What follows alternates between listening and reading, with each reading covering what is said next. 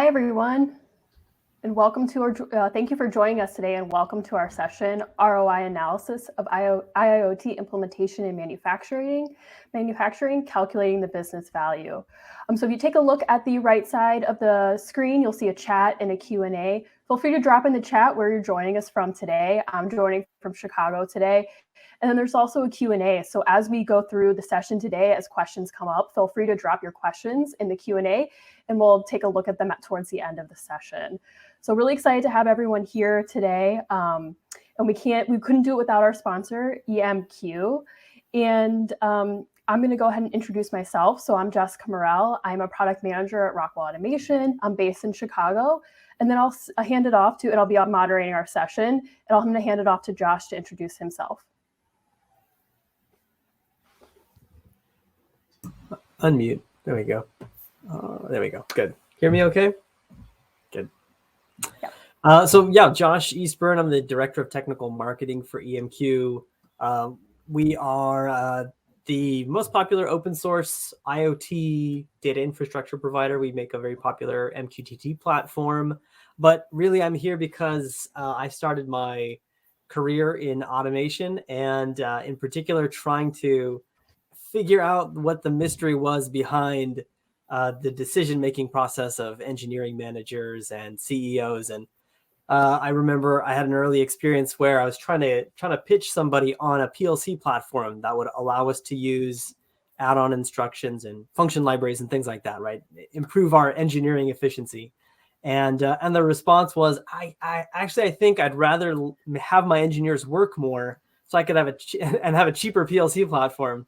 And I remember just like trying to wrap my brain around that kind of thinking.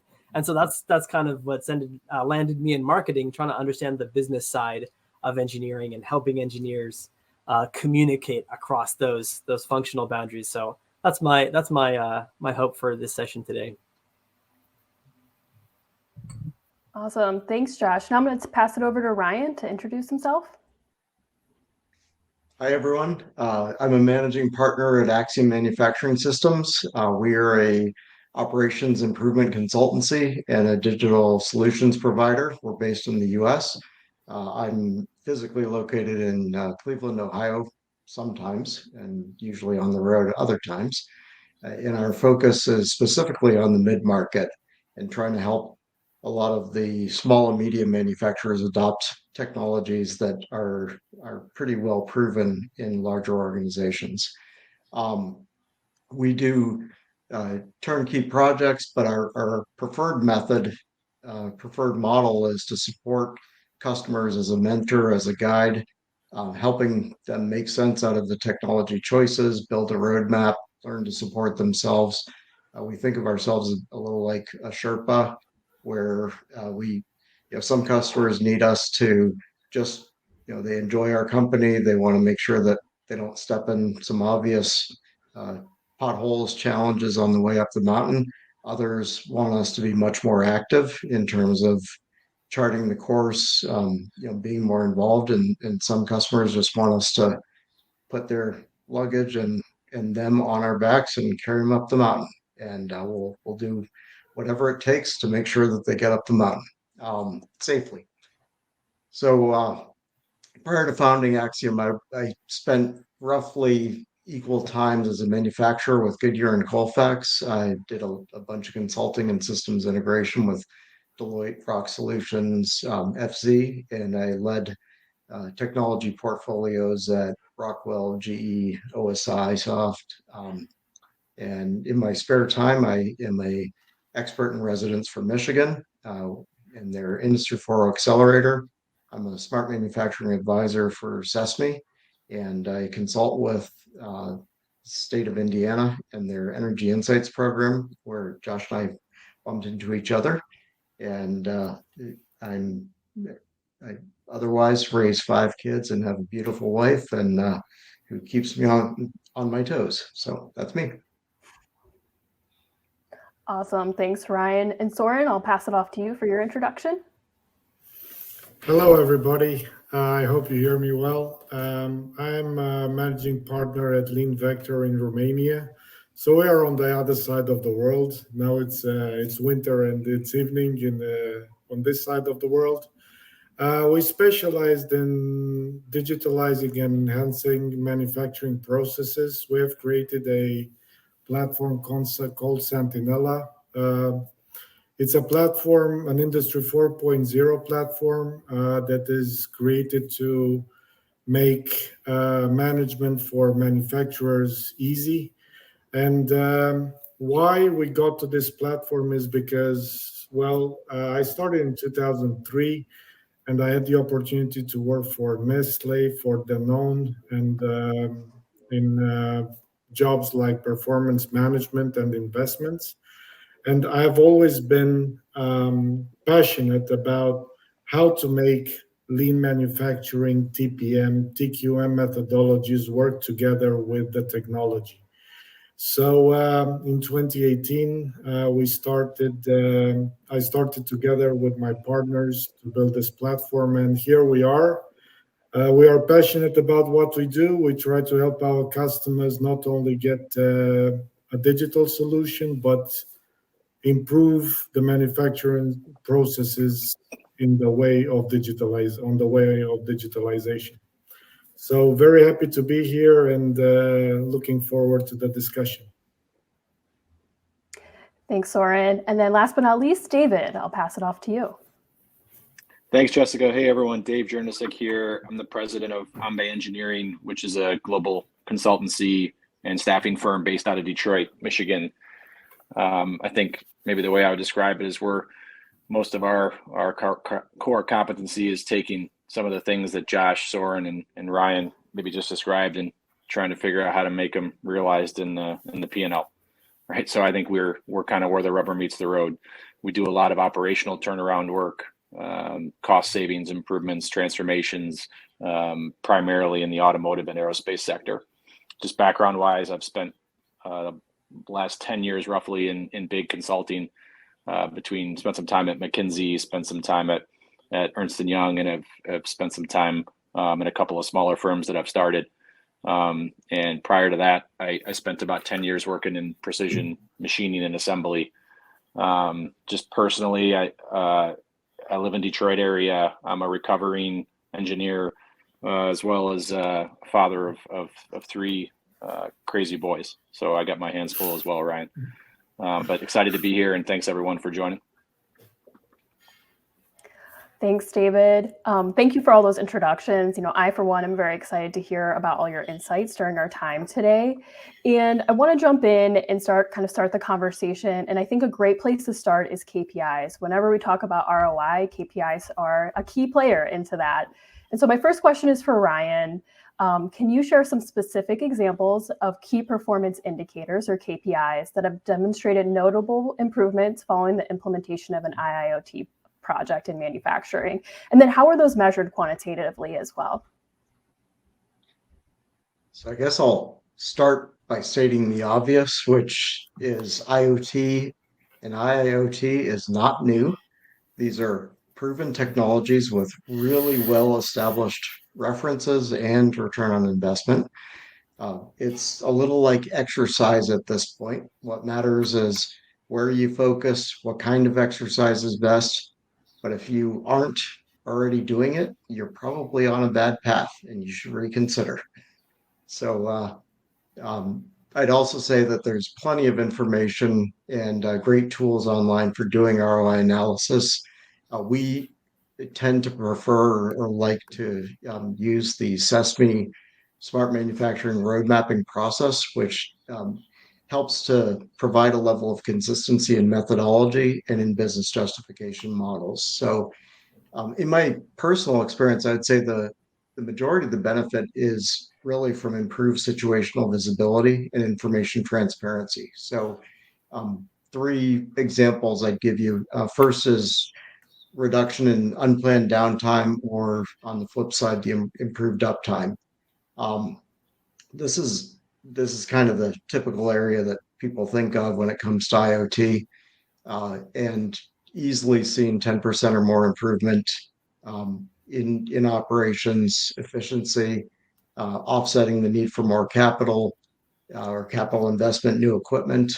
And fundamentally, this comes down to removing the wait time in the process. So time to realize you have an issue, time to realize or to fully inform your maintenance team of the issue, time to understand things leading up to the issue, trying to understand what steps were already taken. And every one of these areas can be improved by IIoT with better connectivity, improved visibility, enhanced collaboration, and moving to more predictive models.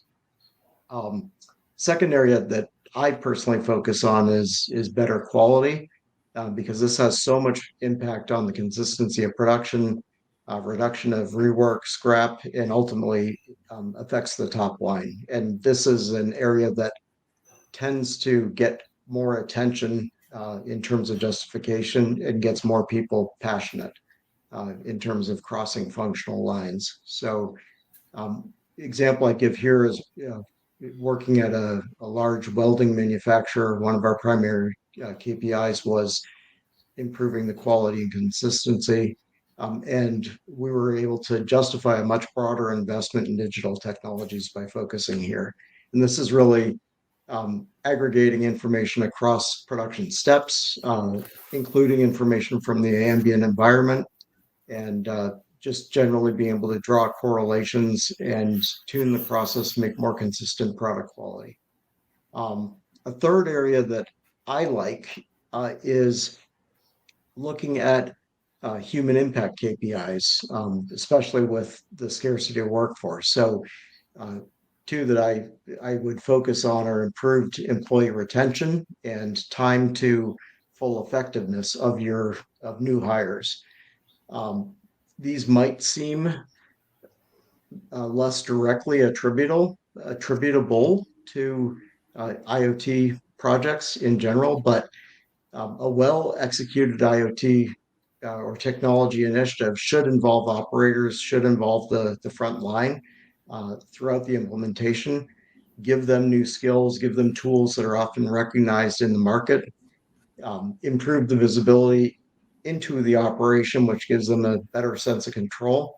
So those I would say are three that I like to focus on. And ultimately it's, again, just where to focus, how fast to focus. It's not about whether you should do it or not.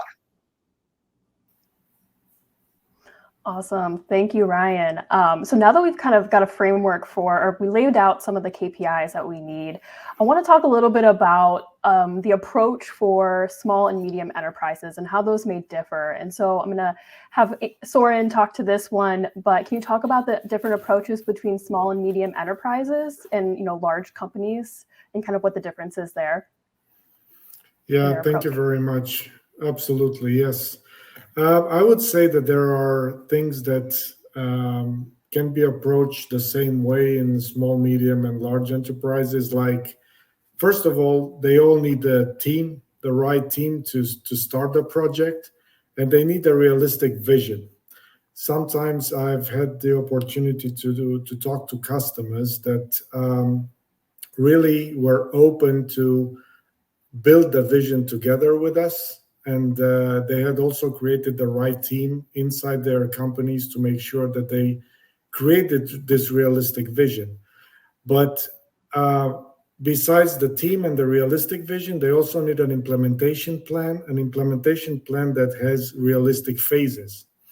And in each of the phases, they should also have the buy-in from the team, from the whole team.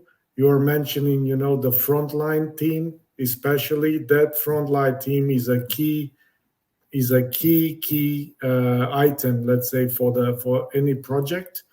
And so to have the buy-in and to also have the right return on investment to create the momentum and the motivation for the whole company. So these are things like that can be approached the same way, I would say, at another scale, of course, in small, medium, and large enterprises. At the same time, what is also common is the resistance to change. So how do you manage the resistance to change in all these companies? So you have to talk to people, you have to communicate, you have to train, you have to coach, You must make sure that technology is not a big brother, but is a helper in their daily jobs. And also, another challenge that they might have together are hidden costs. Many times you don't know what you don't know. So, and especially this is, let's say, applies more to large enterprises where you have many factories and you have legacy systems, you have infrastructure, hardware problems, and sometimes you can get into certain issues on hidden costs that you couldn't foresee. Let's say that SMEs at the same time, this problem might be smaller, but at the same time their resources are smaller, so they must really make sure that they get the right solutions for their needs, while large companies at the same time, they need to think about how they implement, how they manage the complex infrastructure, but they cannot afford to take small systems that cannot be rollable across the company. So there are many things that are the same, but things that differ between small, medium, and large enterprises. But I would keep the challenges that are have the team, have the realistic vision, make sure that you have a realistic implementation plan, try to foresee the hidden costs, and make sure that you have the people behind you to support all the projects. At the same time, if you overcome the challenges, you can get great return on investment. SMEs can get faster ROI because they are more agile. Sometimes larger companies have a higher inertia to take decisions, not only because of the higher staffing, but also because of the very complex structure that they have and the many production sites, for example, that they have. But so SMEs can be more agile if they have the team, if they have the right implementation plan. But and at the same time, large companies, if they do it right, again, they can reach greater productivity at a much larger scale. So, and longer term business value. I would say that it is important for any size company to keep an open mind, to make sure, again, that whatever technology they bring in, they make sure that they align the processes and they have the right processes on which they build the digitalization, to make sure that they get the right results at the end. Yeah. So Josh, would you? Yeah, please, Ryan. I might add something. I think the one particular challenge with small and medium businesses is there isn't a standard channel to reach them. Reaching most of the marketing, most of the messaging from large tech providers or consultants is aimed at larger companies, and there's a huge need in evolving at the small and mid layer. But one thing, at least in my experience, that's been challenging is just reaching those customers, letting them know that we're out there, that help, whether it's our team, whether it's other teams, that this is all possible. It's actually not as hard as they might think it is, and it could actually make a bigger impact. As you said, Soren, one of the benefits is their ability to just make decisions a whole lot more quickly. And the two most important pieces, the people at the bottom, if you want to call it the bottom, the front line, and the people at the top, or the so-called top, and connecting those two, they tend to connect a whole lot more readily within the small manufacturers or mid-sized manufacturers. So it's really about accessing them and letting them know that there are so many tools available that is in my experience, one of the biggest barriers. I would just like to add something to build on what you were saying, Ryan. I think you're totally right.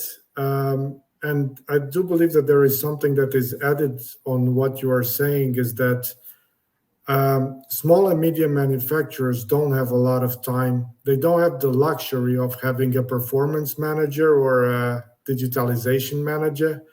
So, and they, when you're riding the bike and you have a lot of potholes in the ground, the small and medium, they look at the potholes to go around them.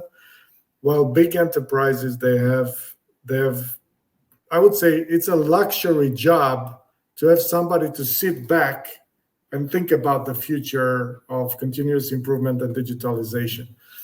And I fully agree with you. Small and medium enterprises, we are there. We should be much more there for them. What do you think, guys? Josh? Yeah, I like a lot of what you guys have said so far. I was thinking maybe as a young engineer myself, but certainly a lot of other engineers, we probably suffer from not my job syndrome, where it's like, hey, I'm just trying to get this stuff done, and the rest of you guys are getting in my way, right? And you're part of a much bigger organization, and certainly the larger the organization is, the more it's probably incumbent on you to understand who the other stakeholders are, understand what their goals are, and be able to pitch your project in alignment with those goals, right? Get to know procurement, right? Get to know finance, understand IT, by all means. We often talk about how IT doesn't understand what OT is doing, what the needs are, and I'm not arguing with that at all. But I think that the reverse is also true, right? And understanding how to communicate that you understand the needs of complex IT organizations, the infrastructure, the ecosystem that they're running, and that you are conscious of that when you select your tooling, right? And you're proposing a project that incorporates all of their needs, and that you can give them some degree of confidence that as the system scales, you're going to be able to support all of the other requirements that they have around security and scalability and service level, quality of service, that kind of stuff. And when you're in a small organization, you may be the IT department, right? Like, I think we've all been there, right? You're running the SCADA system on your laptop or something like that. This is not unrealistic, but obviously that doesn't work as you scale up. And so while you might be able to start off a proof of concept with some Python scripts and a Raspberry Pi, you have to be able to tell people that is not the long-term vision, right? And that you're open to looking at approaches that are enterprise ready, and that's the focus. Not just that you have a pet project that you really think is going to make a big difference, but that you actually know what the goals are and you actually know how to bring together the people and the tools that are going to deliver on that.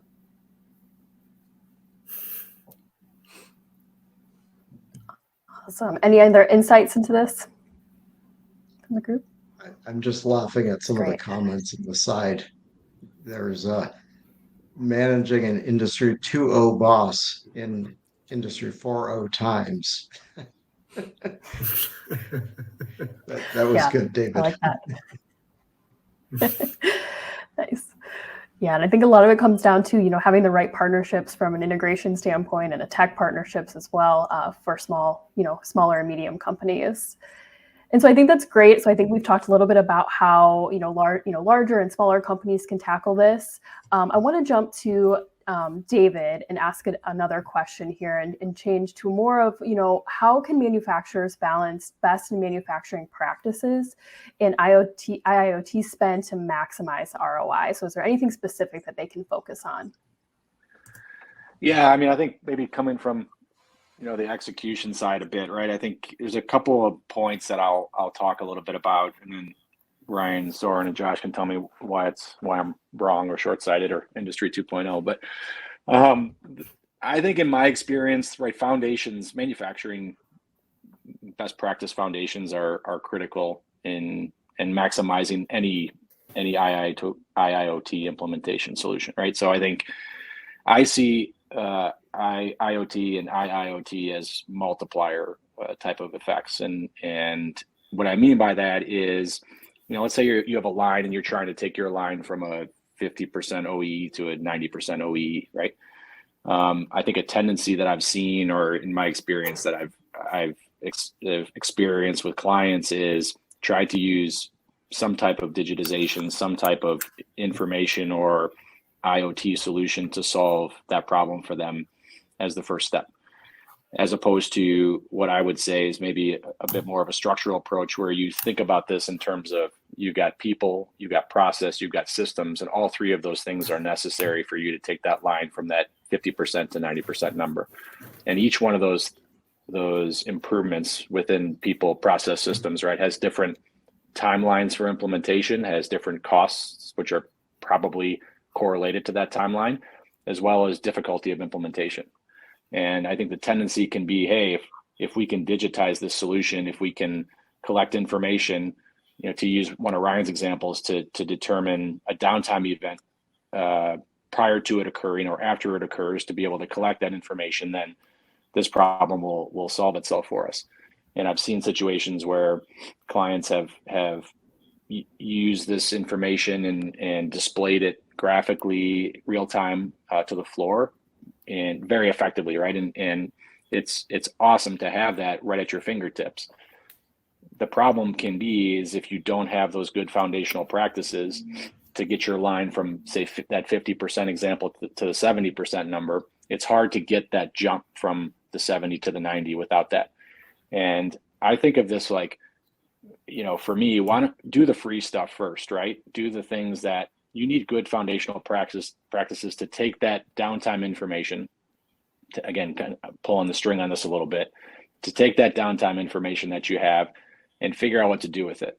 I've seen situations where you have all this information readily available at your fingertips, but you don't know what to do with it. How do I take this information that I'm collecting off this line and translate that into some type of action that I take on the floor? And oftentimes it's difficult for frontline and supervisor people who are actually the ones who are taking this information and changing their behaviors from it. It's difficult to get them to adopt it if they don't have those foundational skills, I think, in best practice manufacturing maturities in place. And so again, I think I said this a bit, but I think just coming back to try to bring this around, I think for me, this is all part of a portfolio of solution, right? But I think my caution and my advice would be, as you think about this, is of implementing IoT and getting ROIs from it. It's important to have this as a multi-step, multi-phase approach, where you've got best practice foundational, performance management systems in place. You are doing the basics of good manufacturing processes well. You've got your flow, your layout, your standard work very clear and well defined and structured, and then you're layering the use of IIoT on top of that to be able to multiply and take yourself from that, instead of 50 as a starting point, your 70-75% starting point, and compound that interest to get yourself to that target that you're trying to get to. Awesome. Thanks, David. And I think you hit on something there too while you were talking around the people aspect. And with any tech implementation, the human aspect, the per people aspect is important. And so I have a question for Soren around, what is the impact of human-centric digitization and its impact on ROI and business value? So can you talk a little bit about the human aspect of things? Yes, absolutely. So, David, really great insights. Before starting Sentinella, I've been doing a lot of consulting work in factories, and what you're saying is absolutely true. Whatever you do with digital tools, it's just information at the end. If it's not used properly to improve and to make sure that the staff is doing the right things to improve things. I'll come back to your question, Jessica, because it is really totally related. If you don't have a good daily management and continuous improvement management and standard work, digital tools will never work in a factory or whatever environment. And you can use the digitalization to improve those processes. Otherwise, those processes remain bad or moderately bad, and you just put some stuff on top, maybe to make them quicker, but nothing else. So coming back to your question, Jessica, any digital solution should be people oriented until maybe AI or robots totally replace us. But I've been working a lot in food and beverage. This is more or less my specialty. And in food and beverage, I was talking to somebody. I was telling them, 60 to 70% of the sites that I have visited in small, medium, or large enterprise, they are still at pen and paper. And it's not necessarily something bad because, as you were saying, David, they have processes in place and they have a certain level of maturity.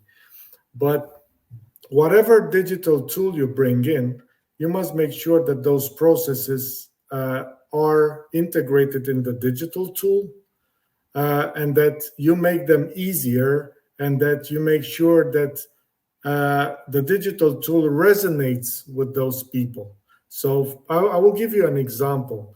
My first installation of our app was absolutely great. So I've done it in Romania, and an operator told me, now the team leader will never be able to say that he didn't know about this problem because he was able to see the downtimes and to put a ticket in, And the maintenance guy came to me and he told me, now I've got a lot of work because he had those tickets to solve. So I'm sorry, guys, people in maintenance or whatever, you see these type of things, from both sides, production and maintenance. But so whatever you do with a digital tool has to resonate and has to help people and make sure that you understand their pains.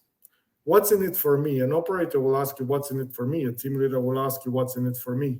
So, and if you expect as a CEO or as a CFO or as a operations director, if you expect good reporting, you must make sure that the people that work with the tool are happy with the tool. Otherwise, it's going to be, I'm just going to report for my boss, but this tool is not helping me. I've seen a lot of tools, digital tools that only do reporting, but is not necessarily helping the people that need to use the tool on a daily basis. If you manage to do it right, and if you answer the needs of the users at all levels, and I don't want to use, you said, from the bottom to the top, even if it's just a matter of saying. I do believe that operators and the shop floor people are the ones that are the most important in the factories, not the management. The idea is, if you get this right, you will get better retention of personnel, you'll get more ownership, you will get more involvement. And by the way, Ryan, there was this thing that you mentioned, a KPI on people. I think Jessica was asking you about it. I don't remember. I have a very good KPI from another customer who told me my best KPI is not the OE, is not the technical downtime, is the fact that more than 85% of my people work on solving problems. Yeah. And this is when you know that you have a home run, as you say, in baseball. So I do believe that a digital tool should make work easier on reliable processes, make people take decisions based on reliable information. And in this way you get, and also be a collaborative tool and, break down the silos and, that whole theory in lean manufacturing, TPM, TQM, Six Sigma, whatever. So whatever you do, just make it easy for the people, make it people oriented, make it problem solving oriented, standardization oriented, and make sure that your team is on board so that you get quicker return on investment, higher productivity from the team and your assets. Sorry, maybe I was a little bit long, but happy if you want to continue. No, I I missed something. personally think Go ahead. that's winning the hearts and minds of the front line. It makes everything better. Yes. Yes, you've got to have strategic objectives. Yes, there's probably an ROI case that's been built around a bunch of other stuff. If you can listen and make this just one thing get better about their day and show them that the technology is actually helping them, and it may have nothing to do with the strategic objective that you're actually seeking. You have an ally, you have an advocate, and those advocates tend to carry a lot of weight, and they can make or break a project. Yeah. So one thing that kind of tangential, but one thing, this is just a personal story of failure. We were trying to implement a operations improvement system at a customer. I won't name the name, but we had great ROI, business cases, fantastic, and you were like, and one of the key benefits was it was going to take away all these steps in terms of generating reports, save people time, etc.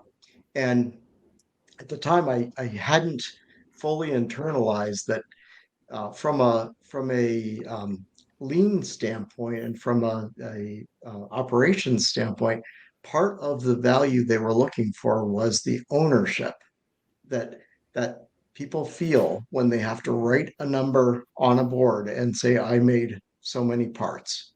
And by automating that, sure, I could actually save them a bunch of time, but I was fundamentally proposing something that they just culturally were so against.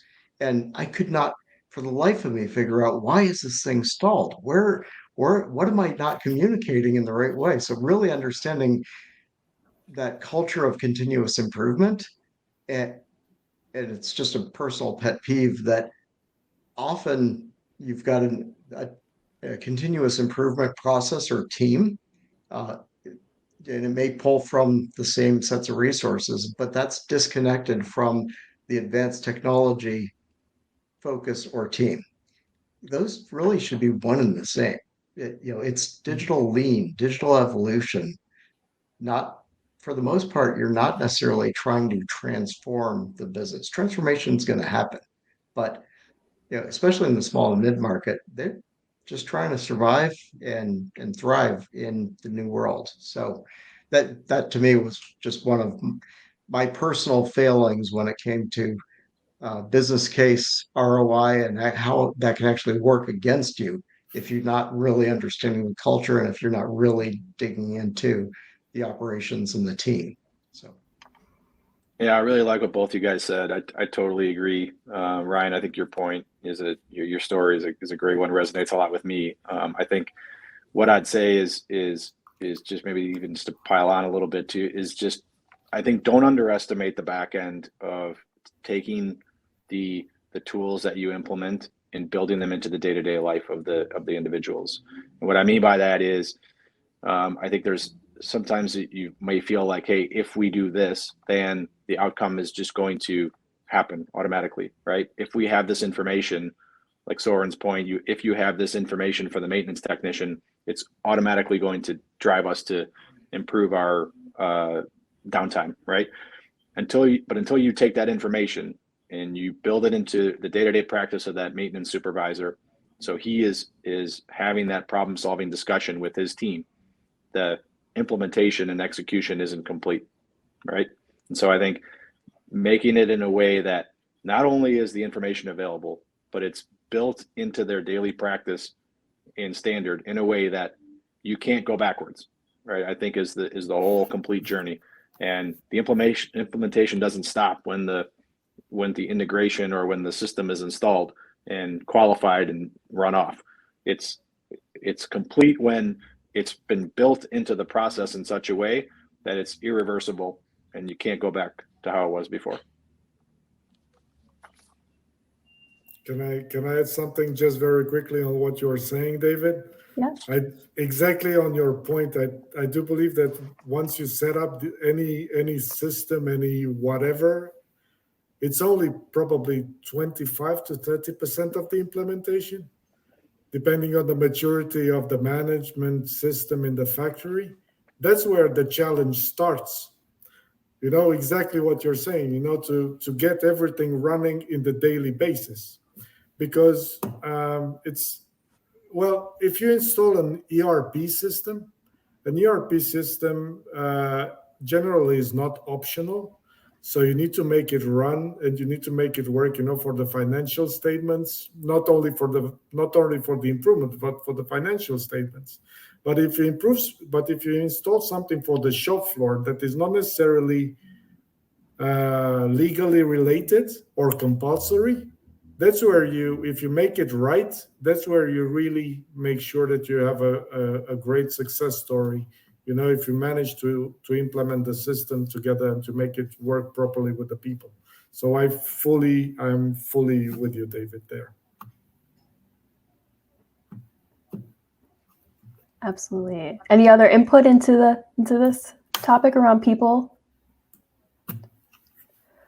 All right, so I'm going to kind of jump a little bit in the essence of time, and I have a question for Josh. So I think one of the things around IoT and explaining the value is sometimes it's complex, right? When we talk about the different benefits and values and how we measure those.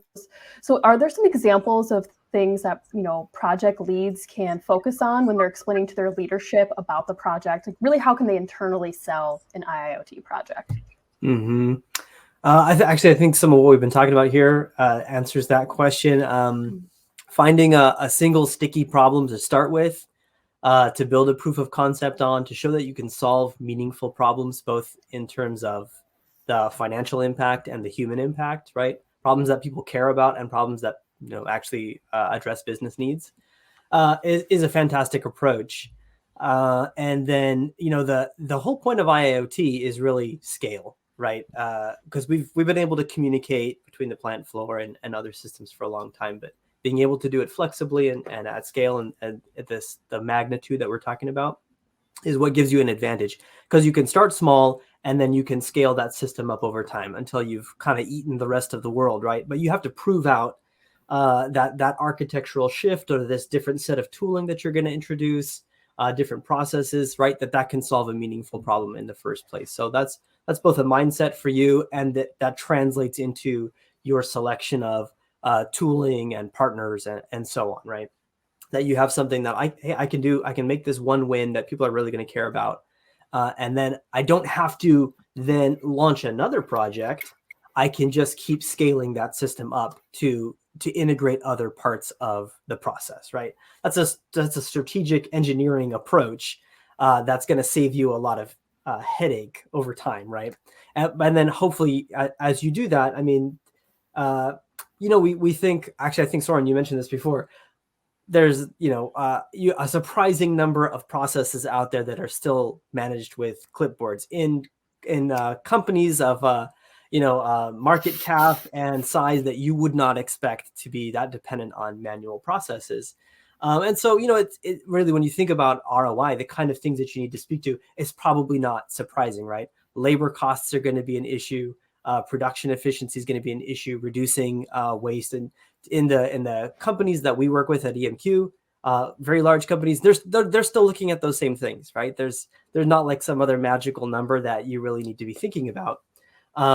Where it starts to get interesting is, trying to pitch things like the value of innovation. Someone mentioned this earlier too, like, hey, our frontline workers have the data and the tools that they need to now go design process improvements to improve their work on their own, with less oversight, less overhead. That's a little stickier. That's really going to depend on your company culture, right? But you can frame that up in a way where, if you have a backlog of issues that need to be addressed, right, then that makes it easier, right? If you can align that with specific problems that need to be addressed, and say, hey, I can put the tooling in the hands of these people to be able to go solve these problems, then that puts it into concrete terms, right? That somebody can assign a dollar value to that particular improvement, And that makes it easier to pitch that. And another area that might be hidden, particularly for OT people, is understanding the value of functional improvements to your core IoT services, right? So data collection, data processing, the cost of storage, the cost of data transmission between site and cloud, the complexity of integrations that need to happen within the larger IT ecosystem. IT certainly has goals around that kind of stuff, right?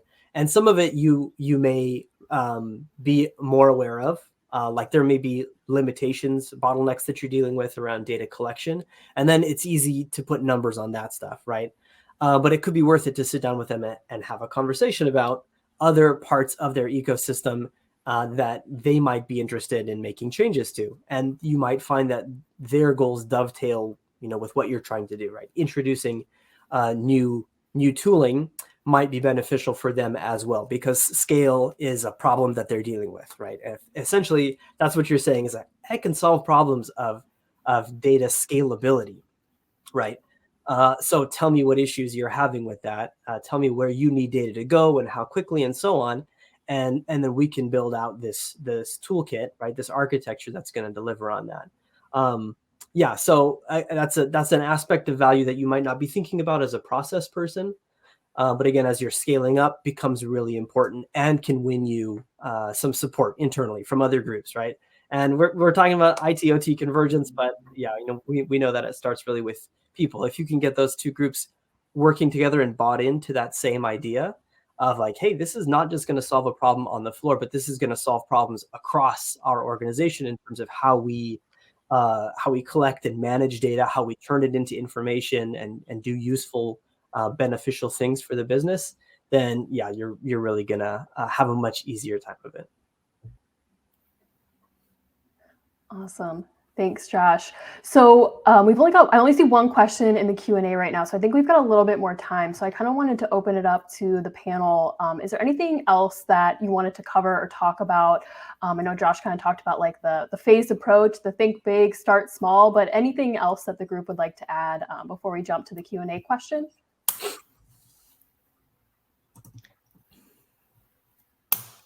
I think maybe I'll just piggyback on Josh's last comments around these, maybe intangible benefits, as far as like innovation. How do I quantify that? And generally you can connect the dots to some improvement. Again, innovation may be the thing that you're thinking about, but the metric could be something like employee retention. And because they're a more involved team, it could be a implementation of continuous improvement ideas at a more rapid rate. Whatever the metric that matters. But in the end, I think that a lot of this is about it's less about tangible or intangible, because often the intangible is just not fully attributable, or maybe unexpected, or maybe it's not within the immediate time horizon that's contemplated by your whatever business case was put forward. And a lot of this has to do with the nature of IIoT, which is about real-time, instant connected systems. And more connectivity inherently creates network effects. And network effects naturally create results, hopefully positive results, in multiple directions, directions that may in a lot of ways be unanticipated. And it's pretty common in my experience that your original business case may or may not have been met. Usually it's somewhere in between. Not if you're more conservative, it probably outperformed. If you're less conservative, it probably didn't quite achieve the transformational impact that was pitched to the CEO or whatever. But don't forget about those base hits. Don't forget about, that's probably a US thing. The small incremental improvements that continuous improvement cycle that is really so much more important and so much more common than true transformation. So, and I think this is going to be an area that it also tends to be on breakthrough technologies or frontier technologies, or just technologies that haven't been fully explored. And I personally think things like general purpose vision systems are been around forever, but the ability to use the same camera that you've installed for security purposes all over your factory floor, and let's set aside the privacy debate and whatever else, because that was already done when you put those cameras in.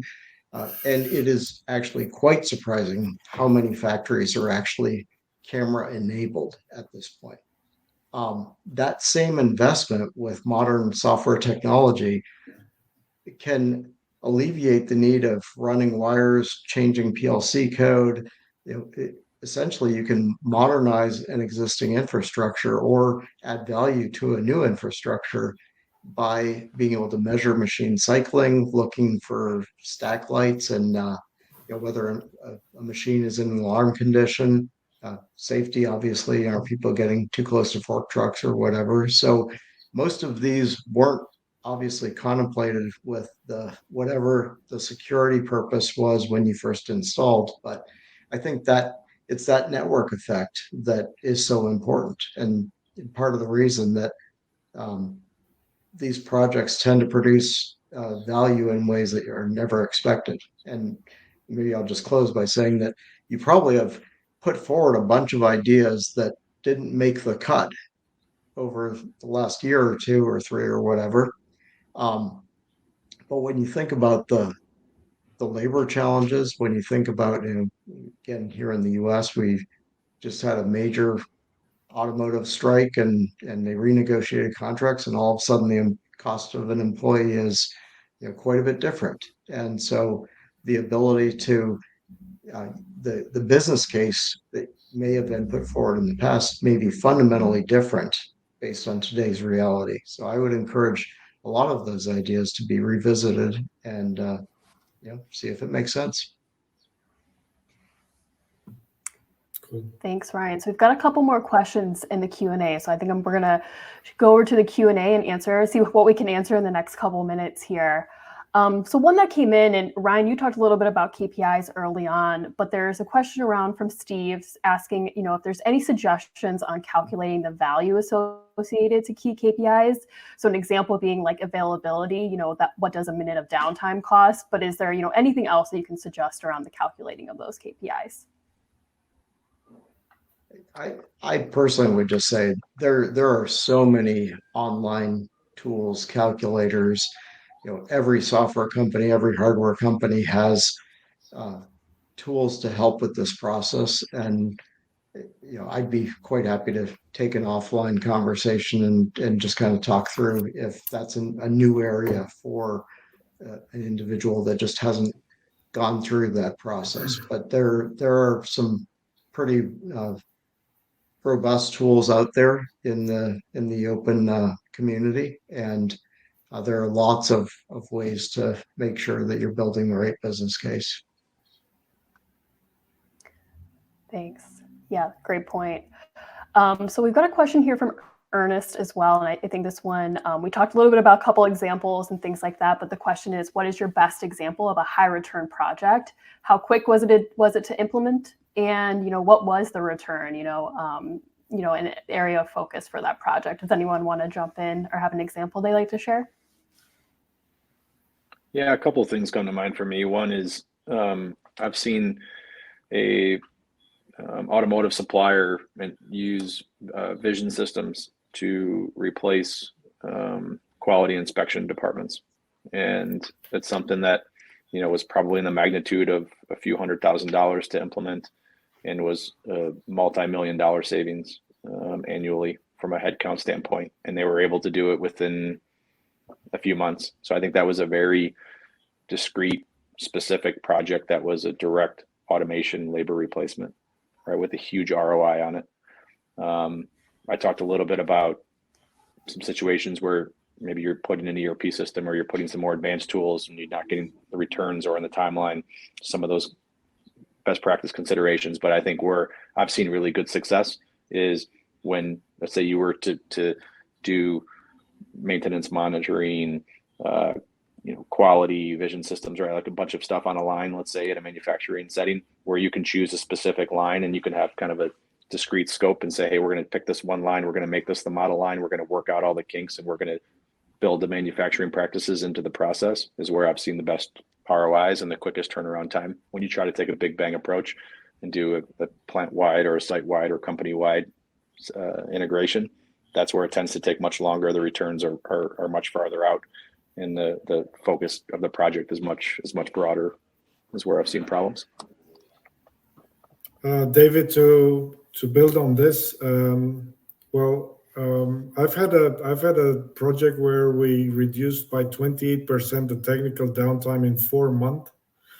Let's say that the line was around 66 OE at the beginning, which was not very high. So there was room for improvement, let's put it like this. But I just wanted to come back to your idea about when you want to scale, where you take one line, you make it like the run very well, and afterwards when you want to scale up, it's a little bit more problematic. And this happens because and this is a very, very important point. When you want to scale up something, you must make sure that you can put the right resources in place to solve the problems. So you must make sure that you solve, at least year to date, let's put it like this, at least 80% at any given moment in comparison to all the issues that you find. Otherwise, the people lose the faith.